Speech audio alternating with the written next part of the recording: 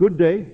Today's readings are from the first letter of Peter, chapter 4, verses 7 through 13. Peter urging the early community to love one another intensely, to use their gifts in service, and to rejoice rather than be surprised by trials. And from the Gospel of Mark, chapter 11, verses 11 through 26, Jesus cursing a barren fig tree that withers overnight, cleansing the temple in Jerusalem, and then teaching his disciples the secret of mountain-moving faith, that whoever speaks a word without doubting in their heart shall see it done. Now let me tell you what these readings are really saying. Jesus truly cursed that fig tree. He walked up to it on the road out of Bethany, hungry, and finding nothing but leaves. He spoke to it, not with a long petition, not with pleading, simply, "May no one ever eat of your fruit again." One word, spoken with authority. By morning, the tree was withered to its roots. This happened. And hear what the Father is showing each of us through it. The word spoken from a place of total inner conviction carries power over the outer world. The fig tree did not argue. The roots did not resist. When you speak from the I am, from that deep interior knowing, the world has no choice but to obey. Then Jesus entered the temple.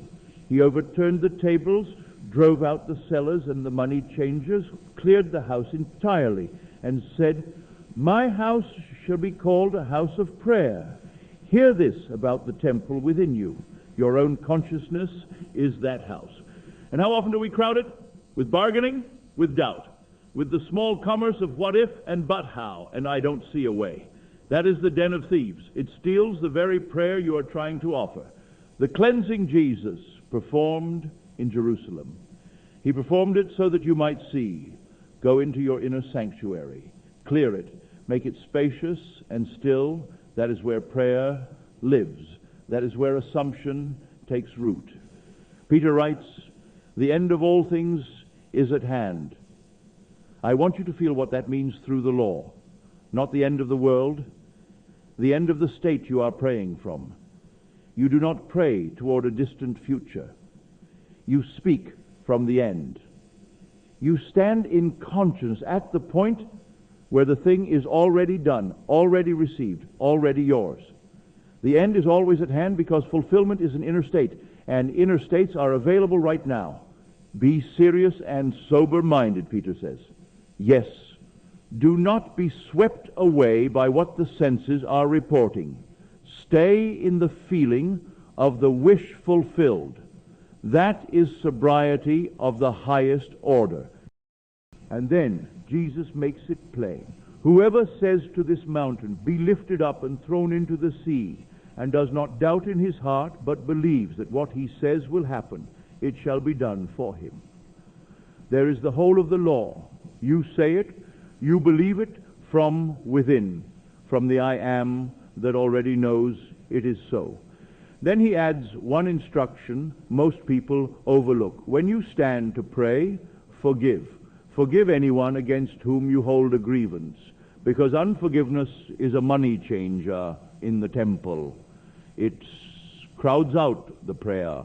It keeps the house cluttered. You cannot speak your word from the consecrated place within and simultaneously grip a grievance. Release it, not for their sake alone, but for the purity of your own inner house. So, here is your practice today. Go within, climb to the upper room, that elevated state of consciousness where the senses have gone quiet and only the I am speaks. Clear your inner temple.